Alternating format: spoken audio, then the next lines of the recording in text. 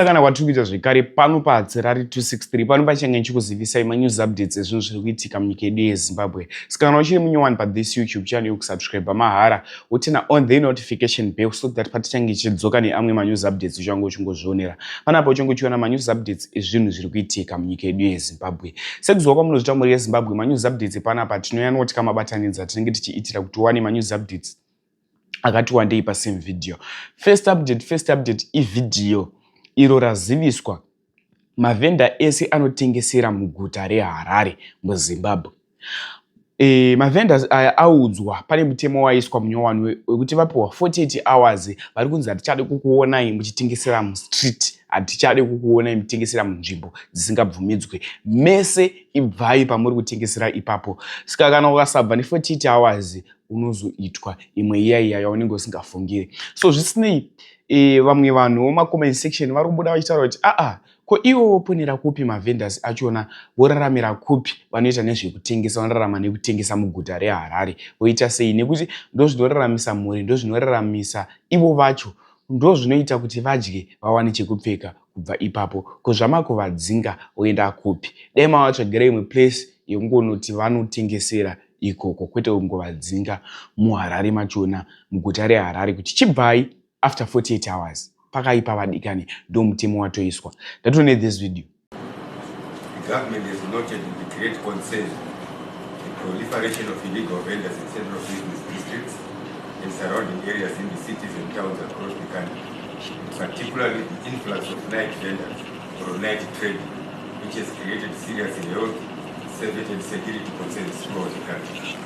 It has also been observed that the mushrooming of these unregulated marketplaces disrupts the operations of legal registered and law-abiding traders, leading to increased unfair competition and potential financial losses. Illegal vending perpetuates unsanitary conditions as vendors operate in areas without potable water and ablution facilities, which poses a significant risk for disease outbreaks, diseases such as typhoid, dysentery, and cholera.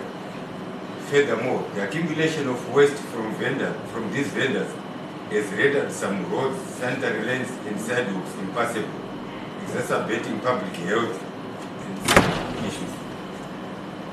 These vendors have got a tendency of hiding their wealth in our drains, which is creating serious problems that when it's raining, our roads become flooded because the drains are now low.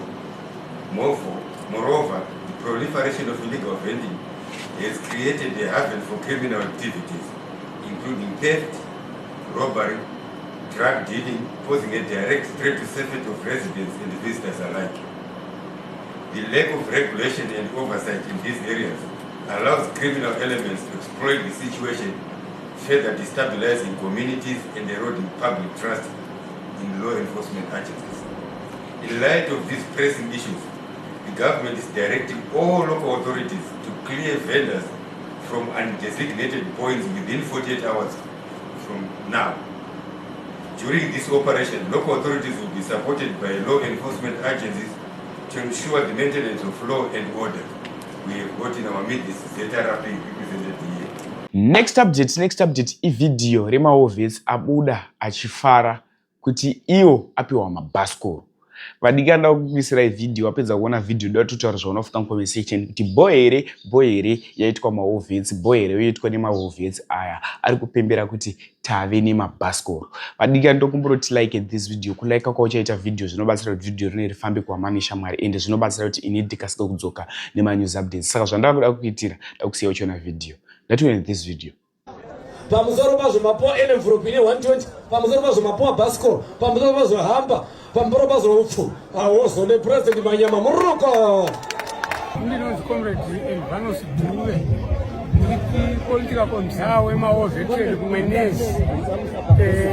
Tinotenda nezvechirongwa chatiri kuitirwa napresident. Tanga tinambochiona nokuti tichinda kuhondo. Yaiti kana tarwa tigowana kugara kwakanaka.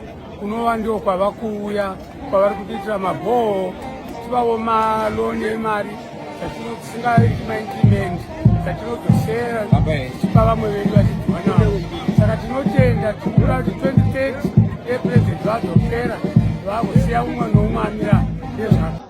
pamusoro pazvo mapoa envelope ine 120 pamusoro pazvo mapoa basco pamusoro pazvo hamba pamusoro pazvo upfu awozo nepresident manyama muruko ndinonzi comrade Elvanus Dube ndichipolitika komzawe maoveteri kumwe nezi tinotenda nezvechirongwa chatiri kuitirwa napurezidendi tanga tinambochiona nokuti tichinda kuhondo taiti kana tarwa tigovanawo kugara kwakanaka kunova ndio kwava kuuya kwavari kutiitira mabhoho tivawo maloni emari zvatinosingaiti maingimendi zvatinozosera tichipa vamwe vedu vachidyiwa navo saka tinotenda tikura kuti 2030 epurezidendi vazopera vakusiya umwe noumwe amira nezvaka. Next update video raNelson Chamisa. Nelson Chamisa obuda ma-streets e-social media vanhu vasingafungiri kuti Nelson Chamisa achabuda ma-streets e-social media achiadresa zvaanga achiadresa achitaura zvaanga achitaura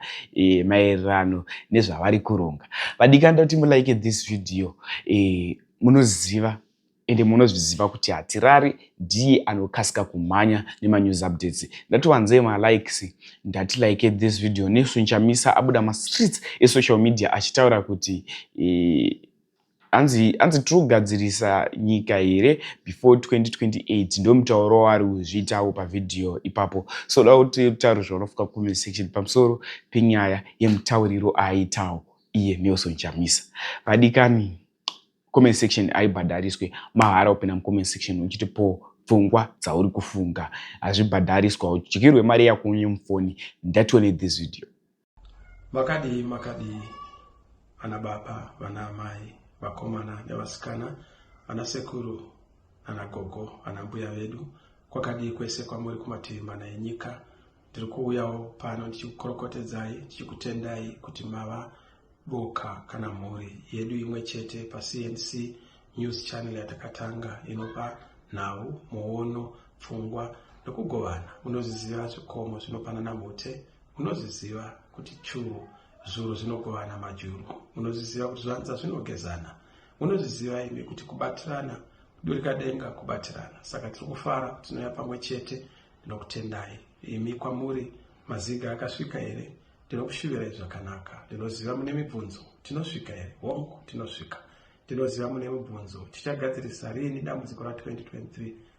Hatisi kuzomirira 2028, tiri kurigadzirisa izvozvi namhla zvino. Saka tiri kuuya kwamuri, ivai nemufaro, ngatibatanei, ngative nerudo, isu tiri mazviri. We are in it. Our God is in it. God bless you.